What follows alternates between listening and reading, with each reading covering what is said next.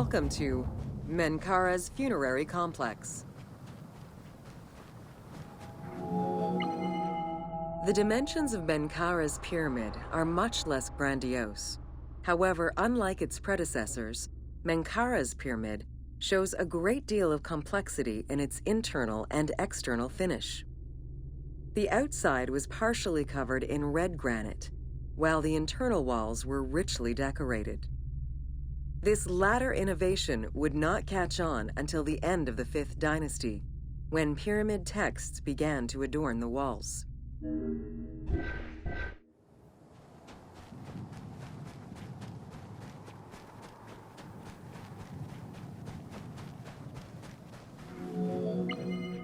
Menkaura's pyramid contains 2 sloping passages, both located in the northern side of the structure. The upper one was abandoned during the construction phase, whereas the lower one, slightly above the base of the monument, constitutes the real entrance. The lower passage leads to a first room, which, for the first time since the reign of Djoser, is decorated with engraved false doors.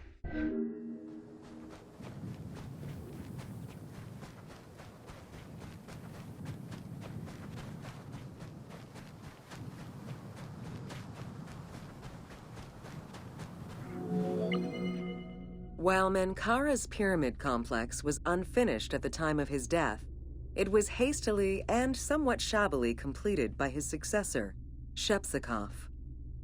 Even so, this funerary structure marks a watershed in the history of this kind of monument. From then onwards, the pyramid shrank, whereas the mortuary temple expanded both in its quantitative and qualitative aspects.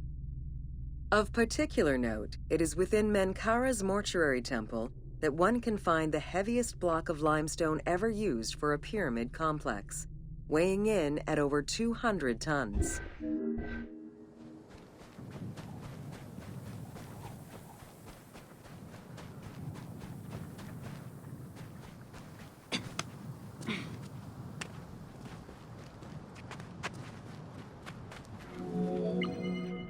Menkaura's causeway was completed in mud brick by the king's successor, whereas the lower part was nothing more than a simple ramp.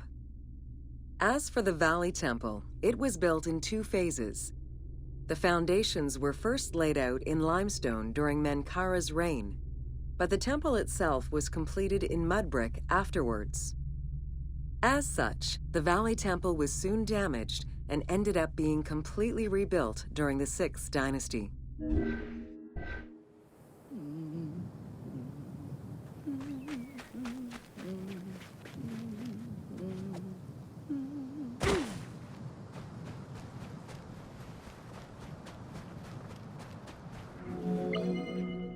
Three small structures, referred to as Menkaura's Queen's Pyramids, were erected along the southern side of the main pyramid. One of them was a smooth-faced pyramid, while the other 2 were more basic step pyramids. It is difficult to assess whether the latter were designed as such or were left unfinished with no casing to smooth out their surfaces.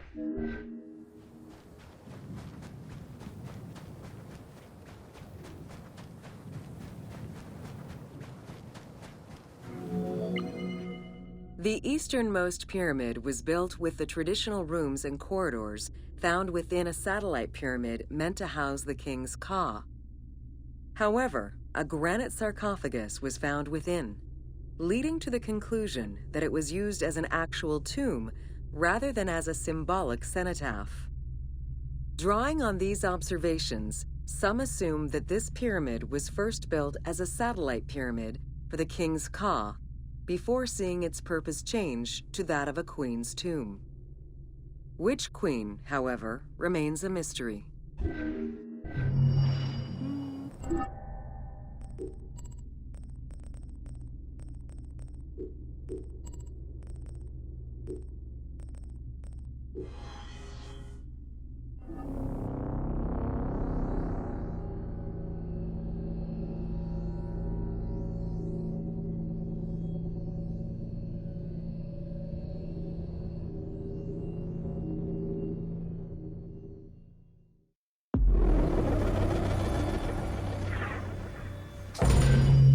Welcome to the Greek Pharaohs.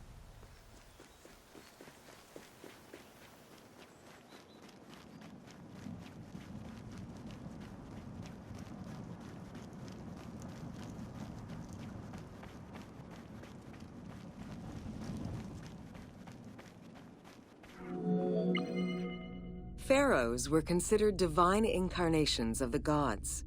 As an avatar of the gods living on Earth, the pharaoh's role was to preserve fundamental values and universal harmony by removing chaos, Isfet, and ensure that justice, Mot, prevailed. The pharaoh, by divine ancestry and through multiple offerings, was the bond that unites the world of men to the world of the gods and allows the maintenance of the cosmic order.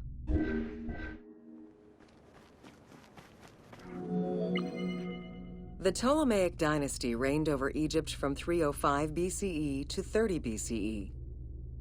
The dynasty was called the Ptolemies of the Lagids, in recognition of the founder of the dynasty, Ptolemy Lagos, a Greek general and close friend of Alexander the Great. While Macedonian, Ptolemy Lagos understood that to be accepted by the Egyptian people, he would have to adopt their traditions. Upon assuming the title of pharaoh, he changed his name to Ptolemy I Soter, meaning savior.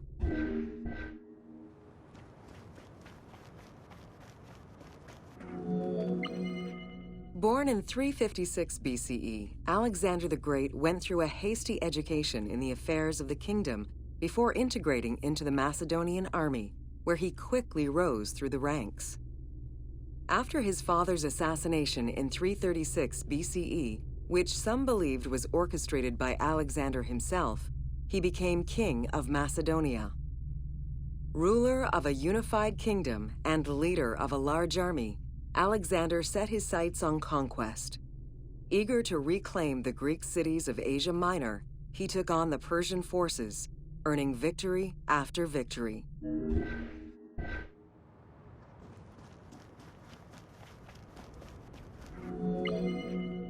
Ever victorious, Alexander the Great marched on, laying siege to city after city until he reached Egypt, where the Persians were defeated yet again. Viewed as a liberator by the Egyptian people, Alexander decided to become pharaoh in due form. He traveled to Thebes to make a sacrifice to Apis, then went to the oasis of Siwa, where he was proclaimed son of Amun. Officially pharaoh of Egypt, Alexander spent much of the winter there and founded the city of Alexandria. Perhaps not coincidentally, being pharaoh allowed Alexander to spread propaganda to prepare further conquests.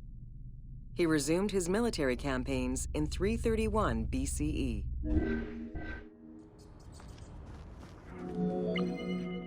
On his deathbed in 323 BCE, Alexander the Great gifted the satrapy of Egypt to Ptolemy Lagos. Perfectly aware of the value of Egypt, Ptolemy ensured not only the stability of the country's borders, but also its economic and military development. At the same time, he worked with the Egyptian elite to maintain the internal order of the country. By 305 BCE, Ptolemy, well respected both in Egypt and in the Mediterranean, was at the head of the largest fleet of the Hellenistic world. Ptolemy officially took the title of Pharaoh of Egypt in January 304 BCE, on the anniversary of Alexander the Great's death.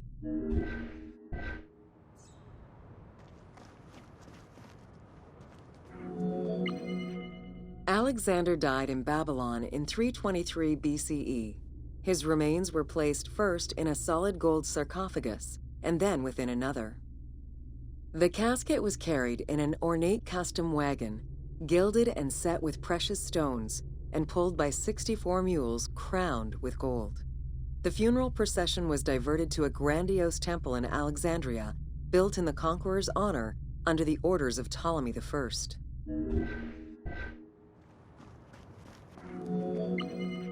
Julius Caesar visited Alexander's tomb at the capture of Alexandria, and the Roman Emperor Augustus reportedly placed flowers there.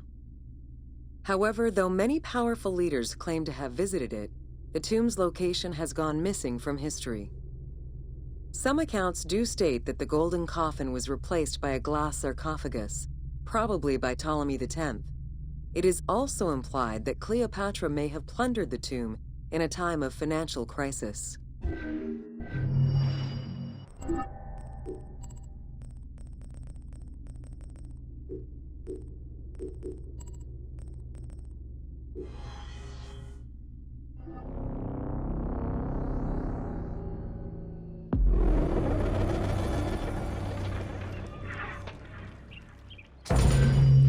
Welcome to Cleopatra, Queen of Egypt. Cleopatra VII Theophilopator ascended the throne in 51 BCE at the age of 18. Though her early attempts to maintain power were often challenged, she eventually prevailed and became the sole ruler of Egypt.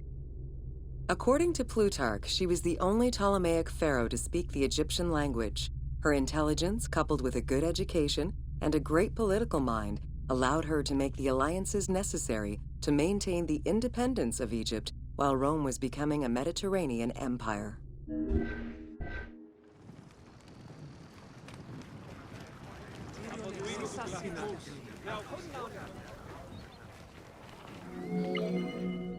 It is important to understand that Cleopatra's knowledge of Egyptian language and keen understanding of the culture allowed her to make powerful ideological reference that resonated with ancient Egyptians.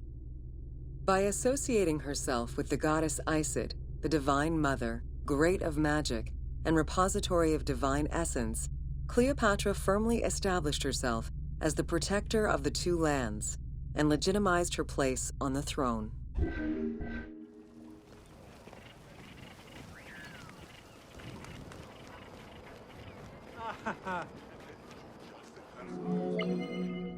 Upon his death in 51 BCE, Ptolemy XII Aulus bequeathed his kingdom to his daughter and eldest son, Cleopatra VII and Ptolemy XIII. As was custom, the siblings were married. The new pharaoh was 10 years old, his sister wife 17. The early years of their reign were not easy. Between 50 and 48 BCE, droughts and floods aggravated Egypt's problems.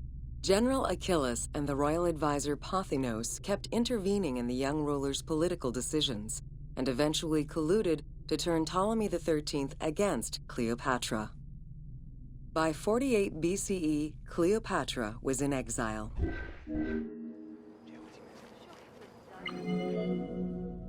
During Cleopatra's exile, the Roman Empire was not without its own internal conflict. Caesar and Pompey were at war with one another, and after his defeat in 48 BCE, Pompey fled to Alexandria in the hope of finding refuge. This turned out to be an unwise decision. Listening to his advisors, Ptolemy XIII elected to have Pompey assassinated, his head kept as a gift, in the hopes of acquiring Caesar's favor. This gambit backfired. Instead of earning approval, the murder of a Roman greatly angered Caesar.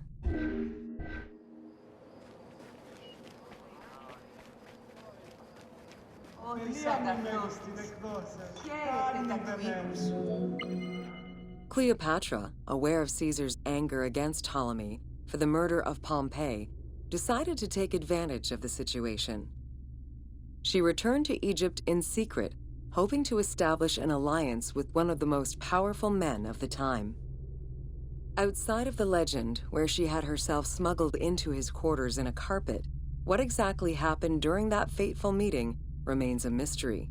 However, Caesar seemed to see a better ruler for Egypt in Cleopatra than in her young and too easily influenced brother. Invoking Ptolemy XII's will, Caesar attempted to mediate peace between the siblings.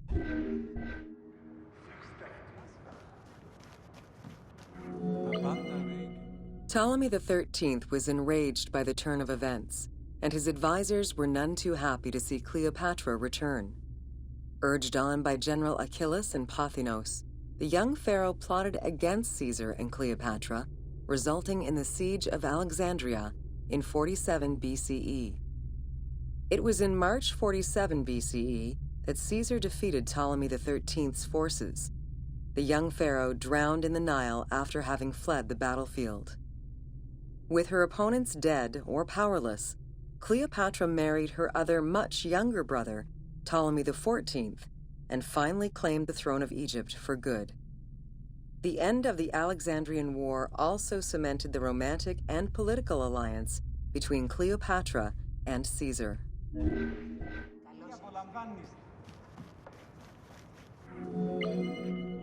In June of 47 BCE, Cleopatra gave birth to a son, whom she called Caesarion. Caesar did not accept the boy as his heir, choosing instead his nephew Octavian. Nonetheless, on his return to Rome, Caesar invited the queen and her brother husband to stay in the city. Her presence still drew much disapproval from the Senate. Always a strategist, Caesar left 4 legions in Egypt and a man he trusted to direct Egyptian affairs, giving him control of the wheat supplies essential to Rome. Cleopatra and her entourage remained in Rome until March 44 BCE, when Caesar was murdered.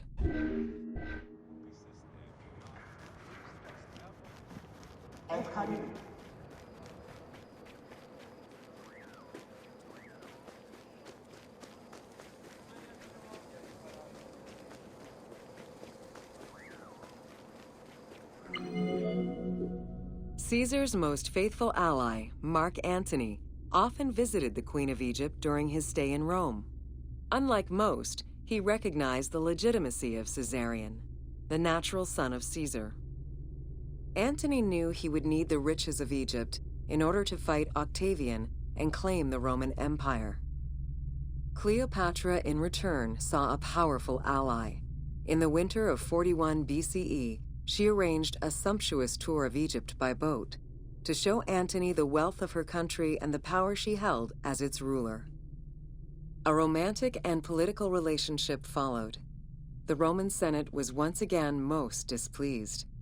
To calm spirits in Rome, Antony married Octavia, sister of Octavian.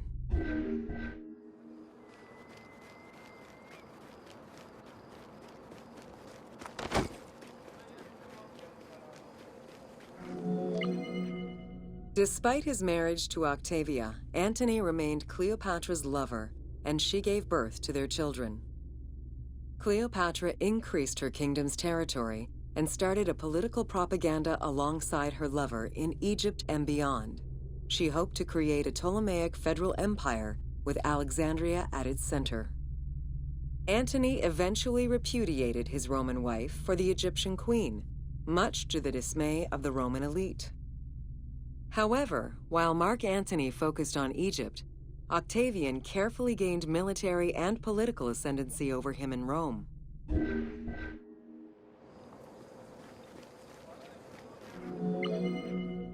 Octavian managed his own propaganda campaign and succeeded. The Roman people hated Mark Antony and Cleopatra. To avoid the censure still inherent in attacking a fellow Roman, Octavian simply declared war against Egypt. Rome's power still reigned supreme. The powerful Egyptian fleet, led by Cleopatra as well as Mark Antony's forces, were defeated in 31 BCE in Actium. Octavian arrived in Egypt in 30 BCE to formalize his victory.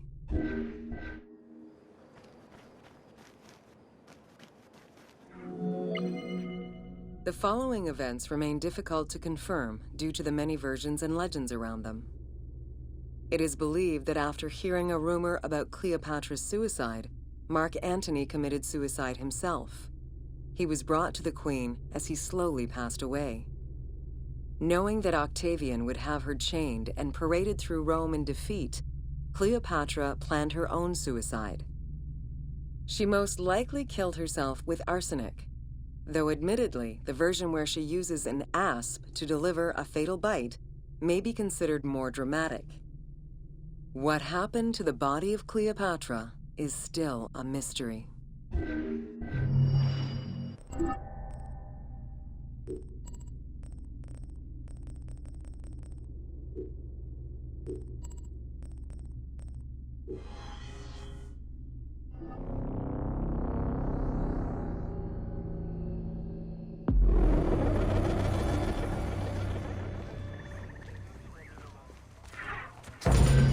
Welcome to the Siege of Alexandria.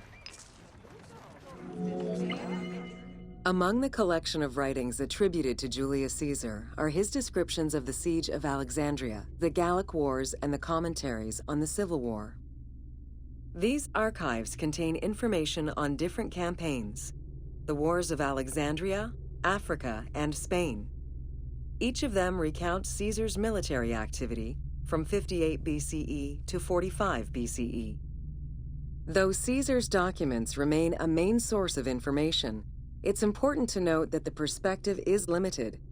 It is necessary for other historical documents to be taken into consideration to provide a better understanding of events.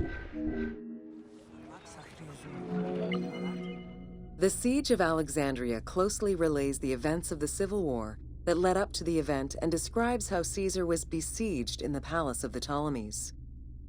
Other ancient authors have left equally valuable and sometimes contradictory information.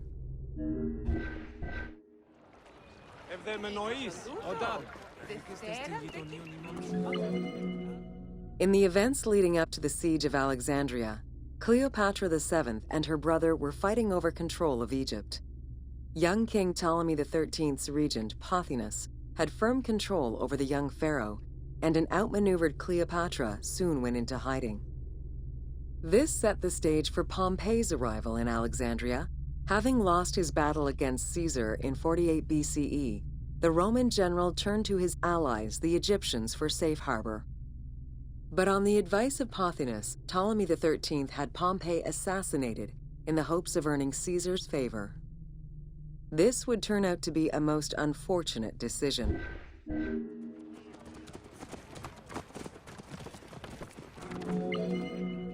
Upon his arrival in Alexandria, Caesar was presented with Pompey's head.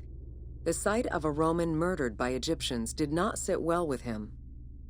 Caesar made his displeasure clear, ordering the return of Cleopatra, and for the siblings to resolve their differences and resume their co-rule of Egypt, as per the will of their father.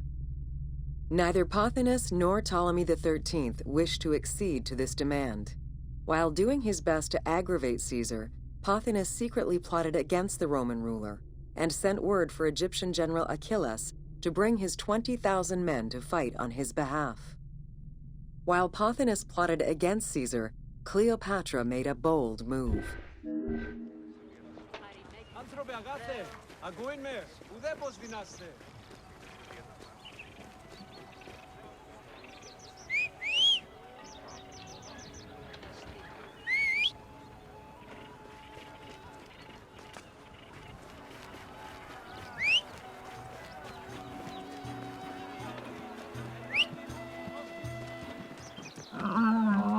Yalla, yalla. Hey, dinastia Gusin. There is Flax. See a lovely view, Igmeste.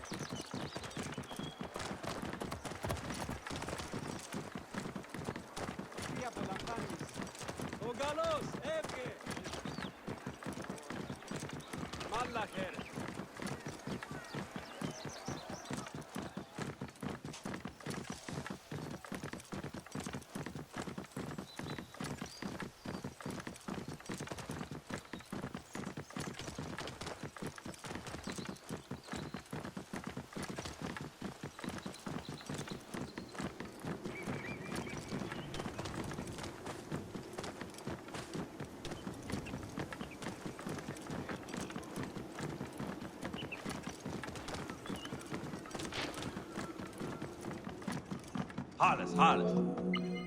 There are various descriptions of the encounter between Caesar and Cleopatra. One report states that she snuck into the palace alone at night. Another account claims she was accompanied by an ally and was brought inside the palace wrapped in a carpet bag. Though exactly what happened at this fateful meeting is up for debate, what is known is that Cleopatra met with Caesar and earned his approval. Pothinus and Ptolemy XIII were most vexed with this turn of events. Ha, ha.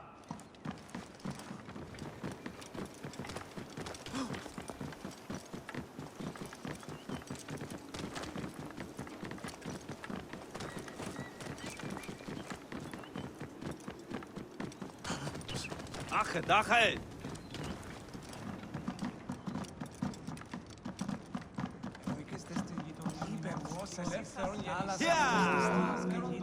With Cleopatra finally present, Caesar chose to act as mediator between the siblings in the hopes of a peaceful resolution.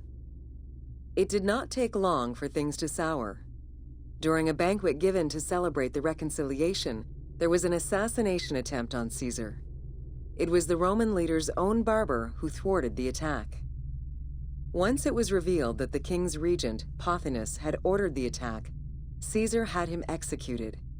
He then placed the young king under guard.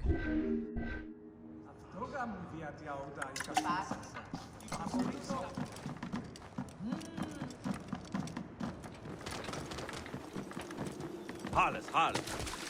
Yeah!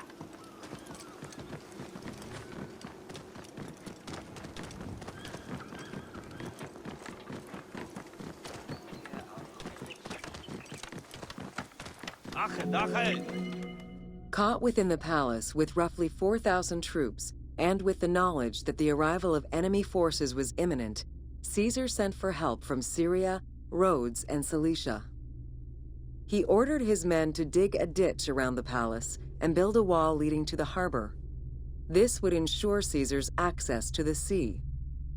When Egyptian General Achillas arrived in the city with 20,000 men, the battle for Alexandria began. Yalla, yalla.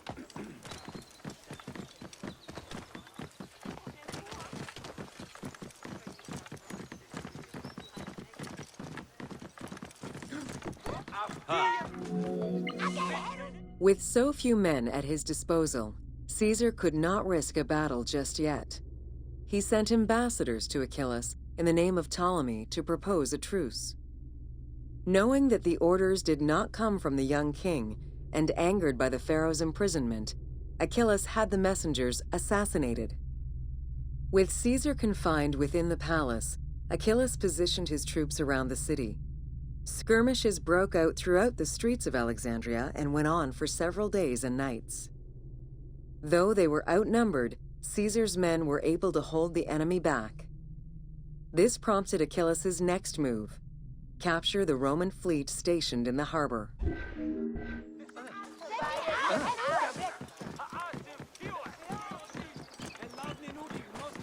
Achet, achet.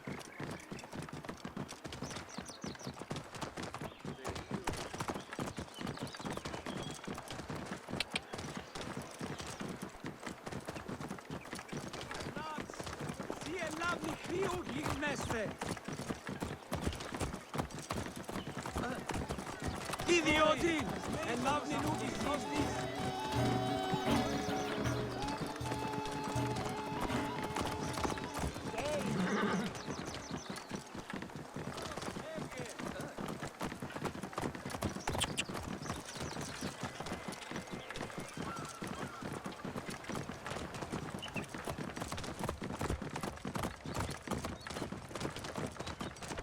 Harles, harles. Although the palace offered protection, losing the port meant the end of help and supplies. Caesar knew he had to protect the fleet. While he and his troops succeeded in regaining control of the port, he knew it would be impossible to sustain. Caesar ordered the burning of the ships. With passage back to the palace closed off, he headed for the lighthouse of Alexandria.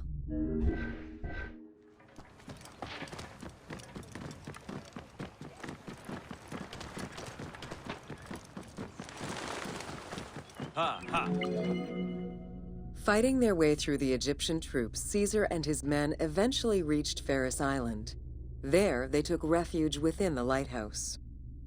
With easy access to the open sea, Caesar was able to send messages to his allies requesting reinforcements and more supplies.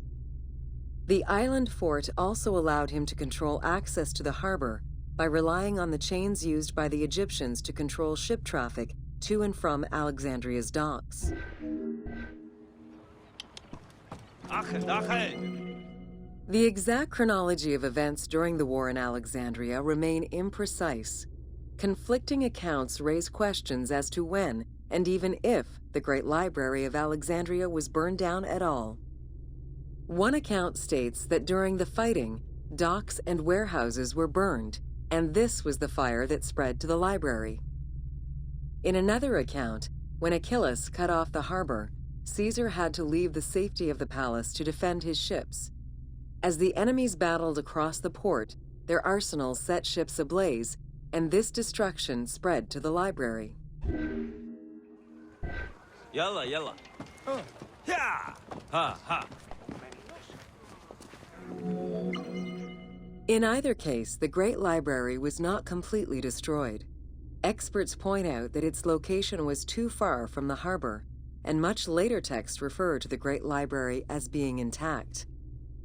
Warehouses near the harbor contained manuscript copies awaiting export, and it is more likely that these documents were destroyed than the Great Library itself.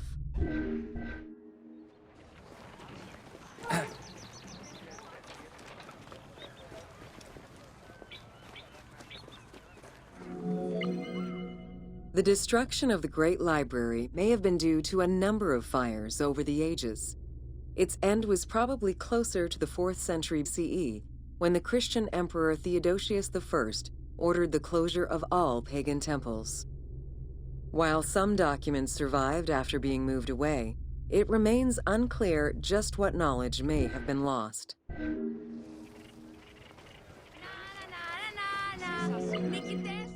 Where there are accounts of Achillas being in control of the battle against Caesar, it appears that instead Cleopatra's sister, siding with her brother, had him killed and put her ally Ganymedes in his place. Ganymedes proved a valuable tactician for the Egyptian side. It was his idea to cut Caesar's access to the harbor, thus trapping Caesar at the palace.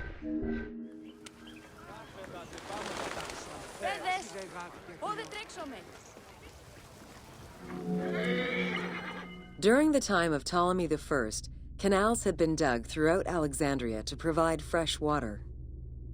Ganymedes had his men take control of these canals. After isolating their own water supply, he had his men pour salt water into the canals and cisterns that led to Caesar's camp.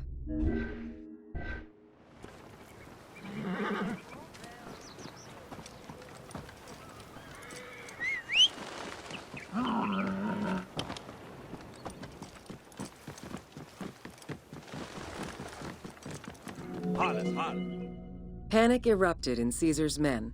They wouldn't last long without fresh water. Recognizing that the porous limestone could help them, Caesar and his men dug wells to restore their water supply. Days later, the 37th Legion, comprised of Pompey's soldiers, arrived by ship. Unable to come ashore due to the winds, Caesar risked going out to meet them on the peninsula, Cape Chersonese. When the enemy learned Caesar's location, they rushed to intercept. Despite an obvious advantage for the Alexandrians, Caesar, with a Rhodian ship full of skillful sailors, emerged victorious.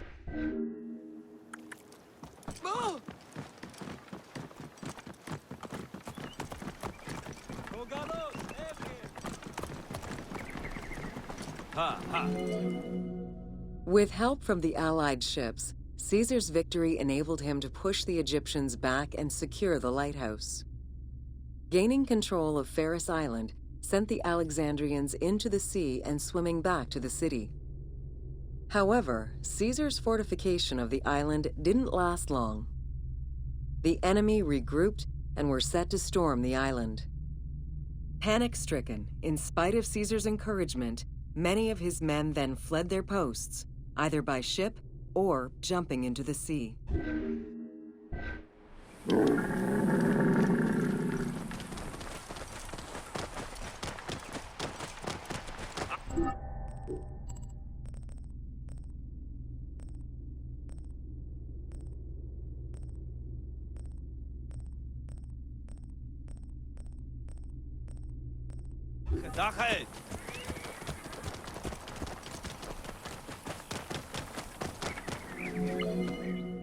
Caesar attempted to retreat, but Port Eunostos' harbor was overrun with enemy ships, preventing escape.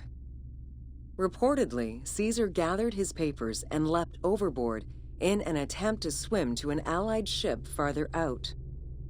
Historian Cassius Dio claimed that Caesar would have drowned if he hadn't been able to remove his purple garment. Still, he managed to swim the distance and survive. The Alexandrians recovered the cloak and used it as a trophy to commemorate the Roman debacle. Yalla, yalla.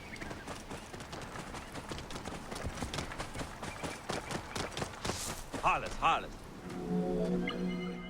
Unhappy with Ganymedes and wanting their king restored, the Alexandrians approached Caesar with a compromise. Caesar agreed to release Ptolemy XIII after entreating him to spare the kingdom and remain loyal to Rome. Once freed, however, the king defied the agreement and continued the war.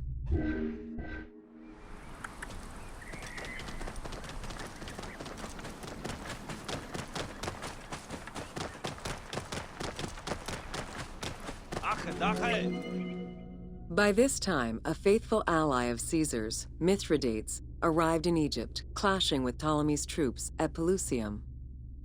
Outnumbering the enemy, Mithridates secured the region between Pelusium and Alexandria. Ptolemy, warned of Caesar's ally marching on Alexandria, sent his troops to prevent passage over the river.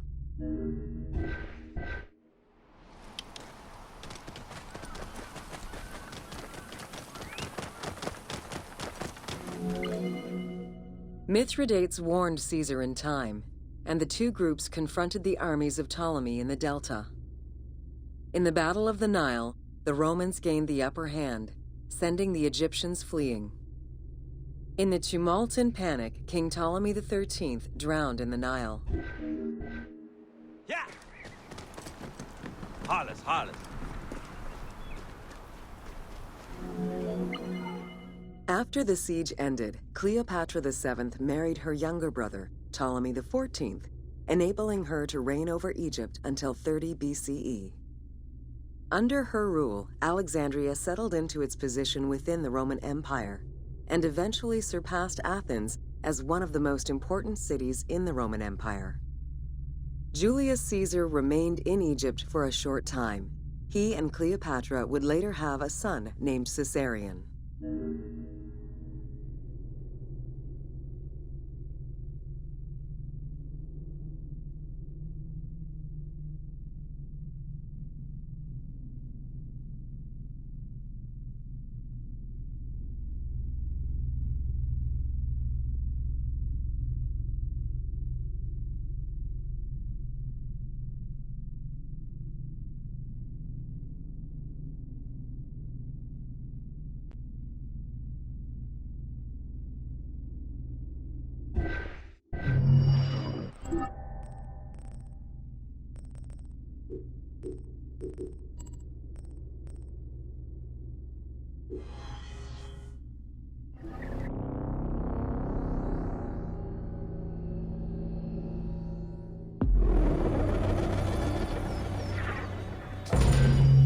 Welcome to Introduction to Alexandria. After conquering Egypt in 331 BCE, Alexander the Great decided to build a new city, which, as per his habit, he named after himself. After his death, Alexandria quickly became the capital city of the Ptolemaic kingdom and the most important city of the Greek world.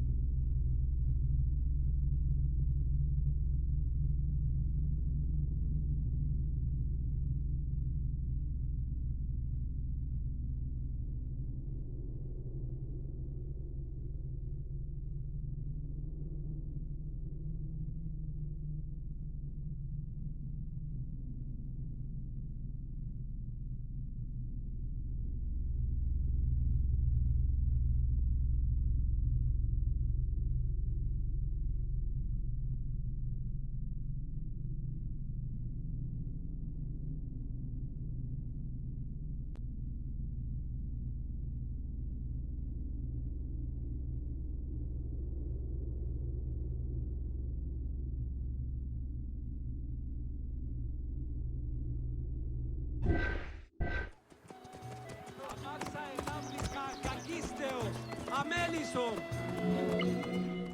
The city was built between the Mediterranean Sea and Lake Mareotis, which resulted in Alexandria becoming a crucial cultural hub and trading center.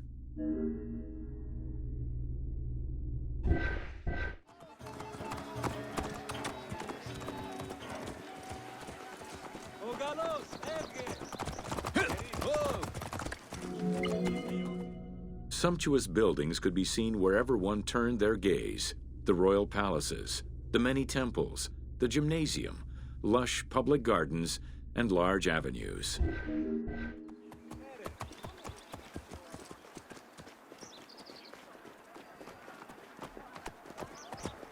Idiodin, and lavni nugi, nostis. With its incomparable beauty and advantageous geographic location, Alexandria attracted foreigners, intellectuals, and traders. One of the most cosmopolitan cities of the ancient world, Alexandria supplanted even Athens as the most important Greek city in history.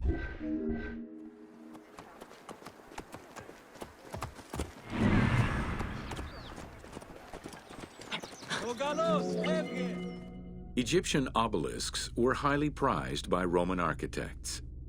While Roman design previously favored the use of a single monument, Egyptian obelisks tended to come in pairs and were generally located at the entrance of temples.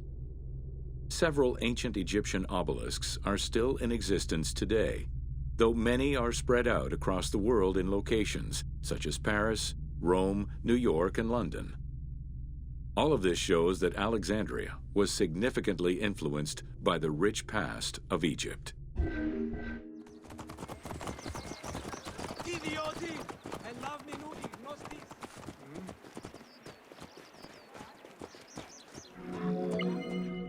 Alexandria had several main streets. Its most famous artery was the Canopic Way. It was lined with sumptuous buildings, houses, and temples, and was roughly 8 kilometers in length.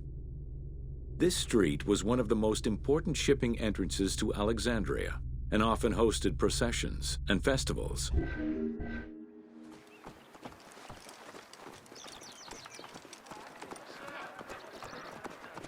Idiodin, and lavni nugi, nostis.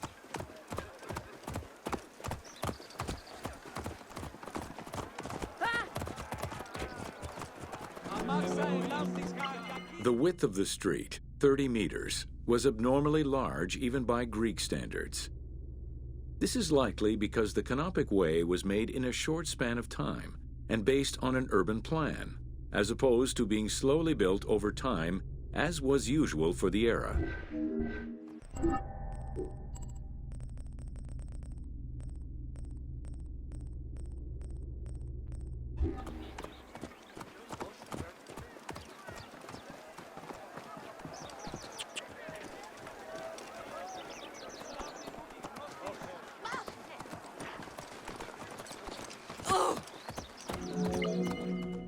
The Canopic Way originated in the western cemeteries, skirted the gymnasium, and then exited the city to head east through massive doorways towards Canopus. This structure was known as the Canopic Door.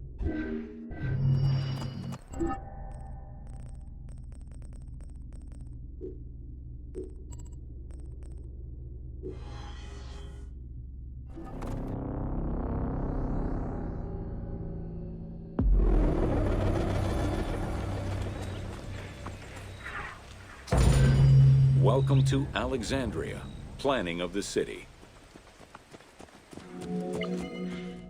Alexander's plan to build his great city began with a verse from Homer's Odyssey.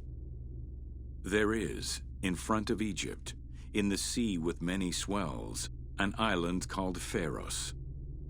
Guided by these clues, Alexander the Great founded his future city at the western end of the Nile Delta.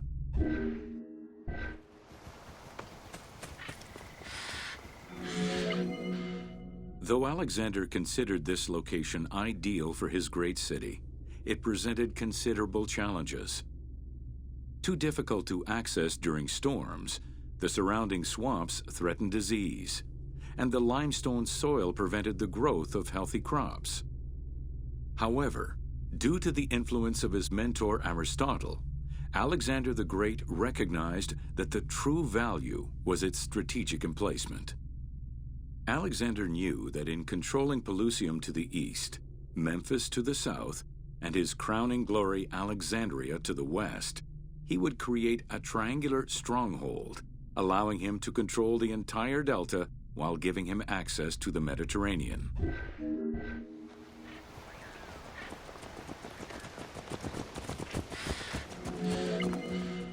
The Great Walls of Alexandria had a humble beginning. Lacking chalk to outline the future city's foundations, architects were forced to use flour instead. Clouds of migrating birds swept down and ate the flour, erasing the plans. This prompted Alexander to seek guidance from the oracles, who reassured him that his future city was destined to feed a large population.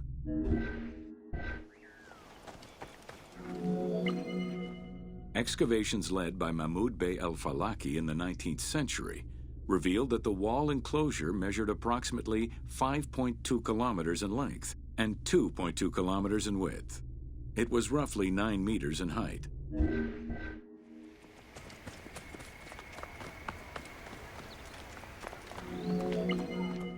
These formidable ancient walls would resist a number of attacks, including fending off the king of Syria in 169 BCE. It wasn't until 295 CE that they eventually fell to Roman Emperor Diocletian, and this only after 8 months of relentless assault.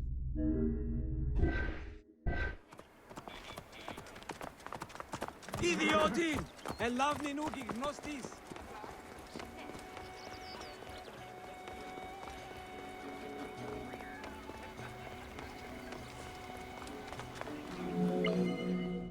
Alexandria's principal architect, Dinocrates, chose a Hippodamian grid plan. The grid maximized functionality, with wide, straight roads and canals running beneath them. Alexander recognized the military value of the city's design. The wide, parallel streets gave him optimal surveillance of the city, while allowing the unobstructed flow of troops.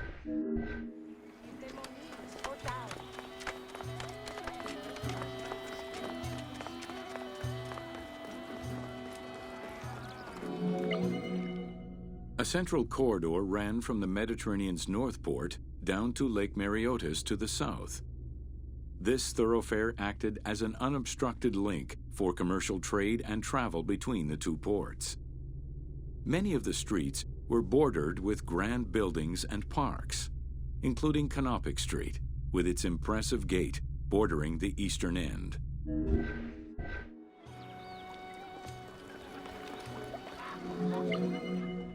Alexandria was most likely built upon an already existing Egyptian village. Upon its completion, the Egyptians reviled the city, refusing to call it by its founder's name. Instead, they called it Raked, the building, as a mark of disdain, which was later Hellenized into Rakotis. Despite this, the name Alexandria would remain.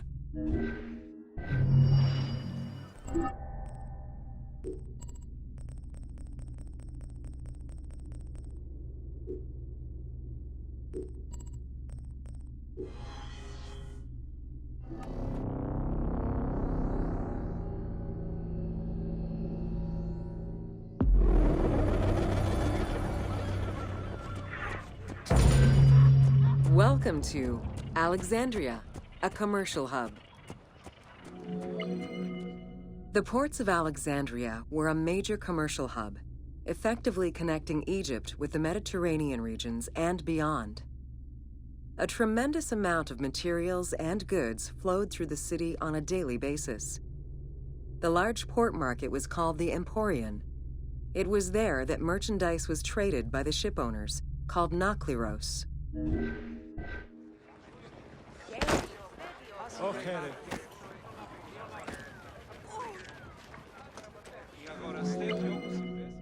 Food and other artisan work streamed out of Egypt. Ceramics, glass, golden rings, and minted coinage. The local potters, using traditional Egyptian techniques, competed with those from abroad, and the textile industry flourished.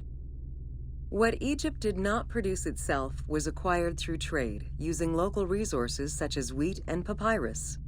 Most sought after was pine wood from Syria, iron and marble from the Greek islands, gold from Spain, and exotic fruits from Europe. All this commercial activity contributed to the already decadent wealth of the city.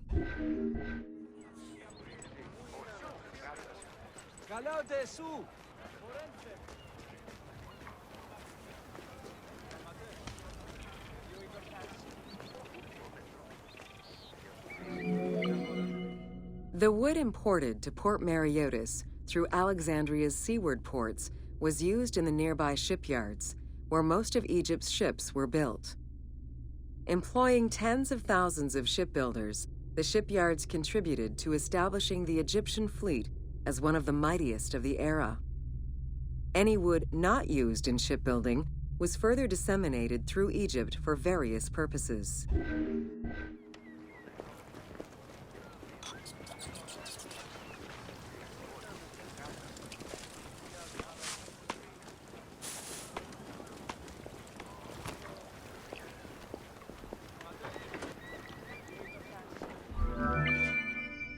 The southern port of Lake Mareotis was the biggest in Alexandria. Save for a branch angling westward, the lake's size in the Ptolemaic era was roughly 40 to 50 kilometers from north to south. Its waters were maintained by a steady runoff from the Nile. In addition to the lake, a man-made canal was created to assist in the transfer of goods from the city to the port using barges, though it is not represented in the game due to its size.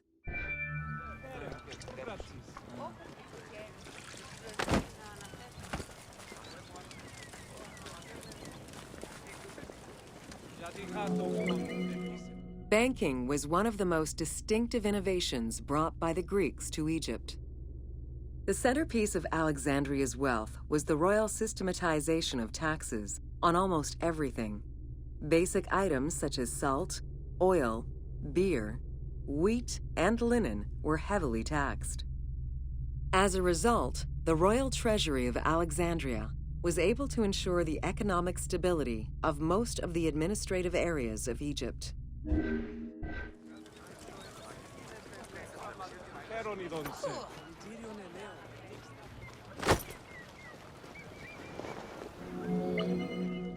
By the late 12th century, the channel feeding the lake from the Nile silted up. Lake Mareotis lost its connection to the Mediterranean, as well as most of its water, as the lake slowly evaporated to a fraction of its former size. In modern times, Lake Mareotis is being kept alive through irrigation. However, only about 17% of its original size remains.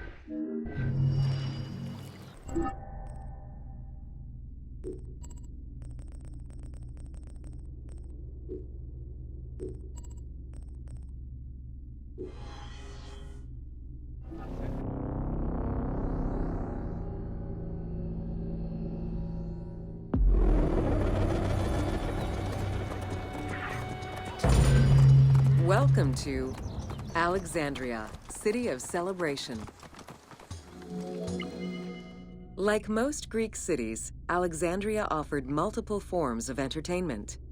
Most were related to cults, religious practices, and the festivities surrounding those practices. Among those festivities, the most important ones were the dynastic celebrations, instituted in honor of the deified Ptolemaic kings and queens. These celebrations could go on for many days and included sacrifices, offerings, processions, and public banquets. Light-bringing Phoebus, I am but your lyre.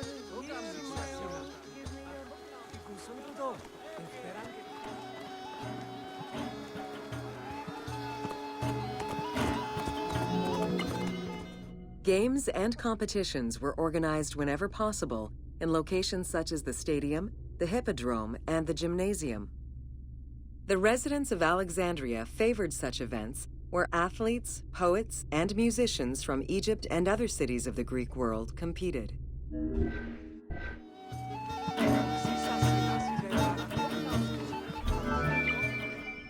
Like all good Greek cities, Alexandria had a theater. The architecture of this structure is Roman in style. This is because the team duplicated a theater from Cyrene. Roman theaters were usually semicircular and built from scratch on a flat area with structures designed to enhance oration. Greek theaters were more oblong in shape, similar to a horseshoe, and favored the slopes of natural hills to support their acoustics.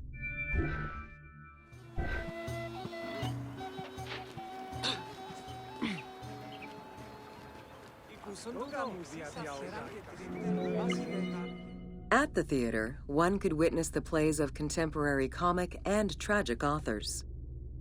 The play you are witnessing below is Menander's Dyskolos, more commonly known as The Grouch, a late and popular entry in the Greek comedies.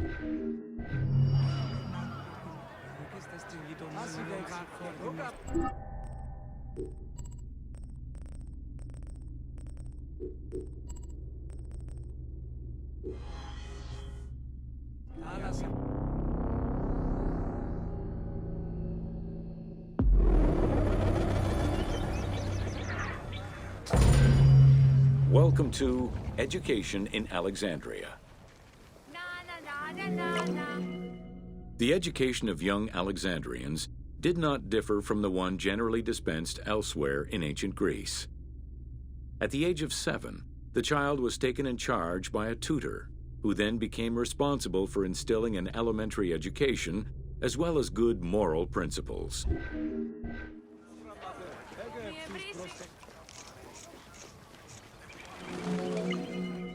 Teaching was generally done outside, in the open air.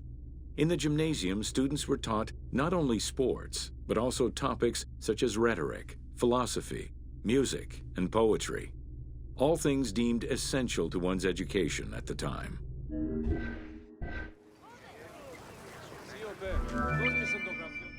Here, both girls and boys are shown attending a class given by one of the rhetoricians of the era. The team made the choice to show both genders attending class within the context of the game world. Even though it is historically inaccurate, the team felt it was not necessary to prioritize historical sexism over inclusive gameplay.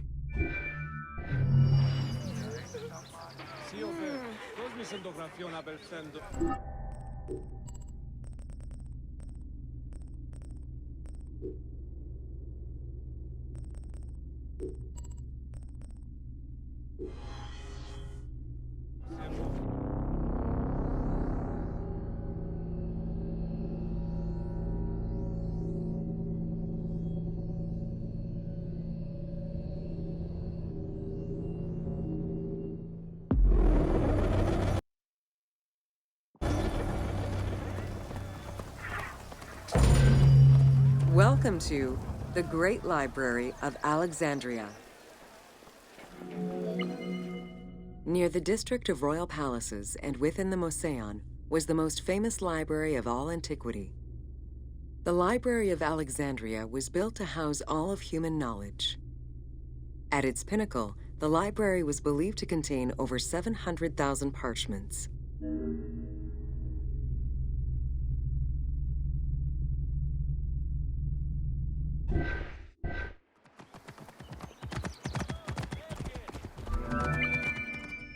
Throughout the centuries, fires and wars between Christianity and paganism destroyed the library, leaving nothing behind.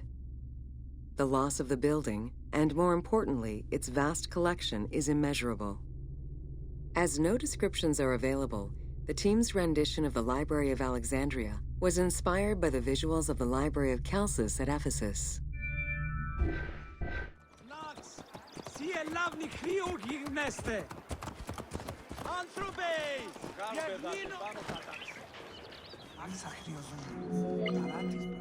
While much of the collection was purchased at the government's expense, the library also obtained books through other means. Any books owned by travelers coming through the city were seized to be copied for the library. The copy would then be returned to the owner and the original entered into the library's collection.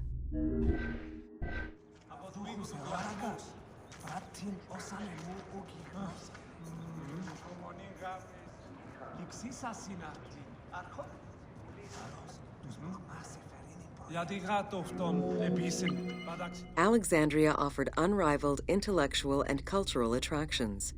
Eminent scholars from Athens, Rhodes, and other Greek centers traveled to the city to learn and engage with other free thinkers. Both the Mouseion and the library were at the center of groundbreaking ideas and creative expression.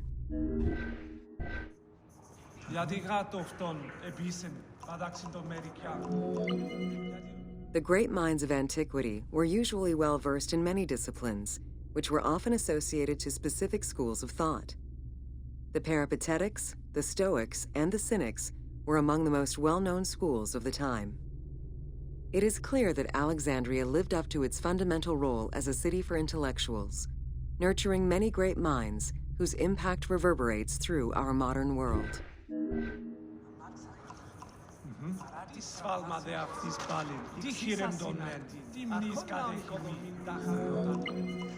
Hypatia of Alexandria was a Greek mathematician, philosopher, astronomer, and inventor.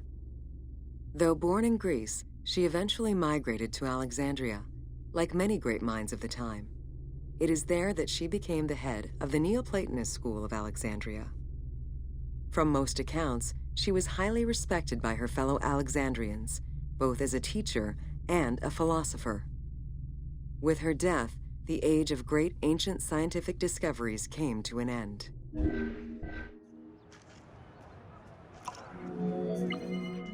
Callimachus was born in Cyrene and educated in Athens. After his studies, he moved to Alexandria to work in the Great Library. A poet and a critic, he strongly rejected the epic format of Homeric poems and instead fervently supported a shorter, more judiciously formulated style of poetry. His epigrams and elegiac poems were emulated by later poets. His work was extremely popular, second only to Homer's own works.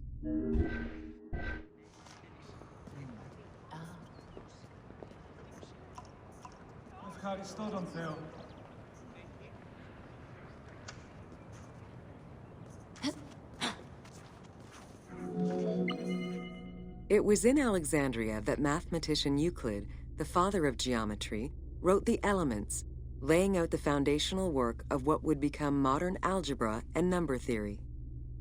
Euclidean geometry would become one of the most influential systems in the evolution of mathematics.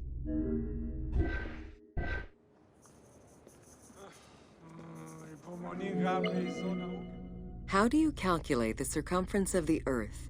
With a camel, 2 sticks, and shadows cast by the sun.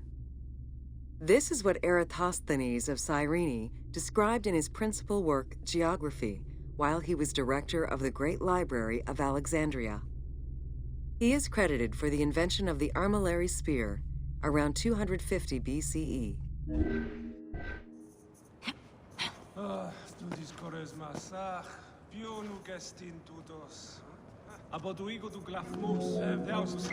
The earliest known and most complete armillary sphere of antiquity was the Meteoroscopion of Alexandria, with an imposing 9 rings compared to the 3 or 4 of most other astrolabes. Known as the zodiac krikatoi amongst the Greeks, the Meteoroscopion was used to determine the location of celestial bodies around the Earth. Every self-respecting astronomer of antiquity would have sought to use this tool to better understand the celestial movements.